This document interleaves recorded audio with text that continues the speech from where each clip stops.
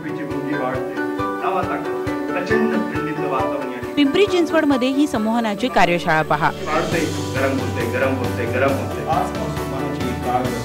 एकाग्रतेसाठी संमोहन कार्यशाळा असं सांगण्यात येत असलं तरी त्यातून निवडणुकीचा छुपा प्रचार केला जातोय। होय, हे खरं आहे। देशभक्त बना, चांगले नागरिक बना असे धडे या संमोहन कार्यशाळेत दिले जातात, पण संमोहन ज्यांच्यावर होतं ते मात्र नरेंद्र मोदीच्या विचारांनी प्रभावित दिसतात। तर देशासाठी काहीतरी आपल्याला करता आलं पाहिजे आणि आता ते पूरक वातावरण झाले असं मला वाटतं। पंतप्रधान नरेंद्र मोदींच्या काळामध्ये असं हे मला काँग्रेसच्या काळात वाटत नव्हतं।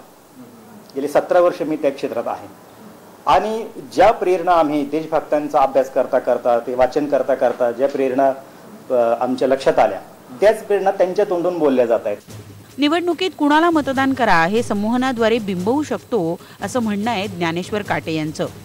शिवाय उमेदवार भाऊ किती चांगला आहे हे सांगायलाही क्लासमधली लोक विसरत नाहीत। आता बंधू जरी असले तरी ते अतिशय नम्र आहेत। म्हणजे तुम्ही पहा की ज्या वेळेला मी संमोहन करतो त्यावेळेस ते जमिनीवर बसलेले असतात, एक साधक बनलेले असतात आणि ते मला म्हणजे प्रत्येक कामाचा रिपोर्ट व्हॉट्सअपने, ईमेलने मला पाठवतात की मौली की हे आम्ही काम हे केले, मला त्याचं समाधान आहे। हा प्रकार निवडणूक अधिकाऱ्यांच्या निदर्शनास आणून दिल्यानंतर त्यांनी यावर चौकशीचं आश्वासन दिलंय। संमोहन शास्त्राचा वापर हे जरा थोडं आज नाविन्यपूर्णच ऐकायला मिळालेलं आहे आम्हाला। एनिवे, पण हा जाहीर प्रचाराचाच एक भाग आपण समजू आणि तो कितपत योग्य आहे, अयोग्य आहे, त्याचा वापर कशा प्रकारे केला जातो, अयोग्य की अयोग्य आहे, याचा सर्व विचार करून त्या निवडणूक निर्णय अधिकाऱ्याला आम्ही निश्चित कारवाई करायला सांगतो। निवडणुकीत उमेदवार वेगवेगळ्या प्रकारे मतदारांना प्रभावित करण्याचा प्रयत्न करतात, पण संमोहन सारख्या प्रकाराचा निवडणुकीत वापर व्हावा असा प्रकार हा विरळच म्हणावा लागेल।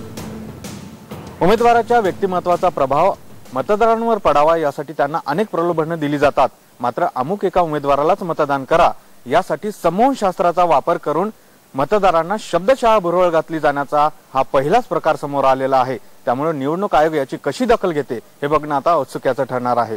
जर्नलिस्ट सुशांत डोंबरेसह गोविंद वाकडे, IBN लोकमत, पिंपरी चिंचवड।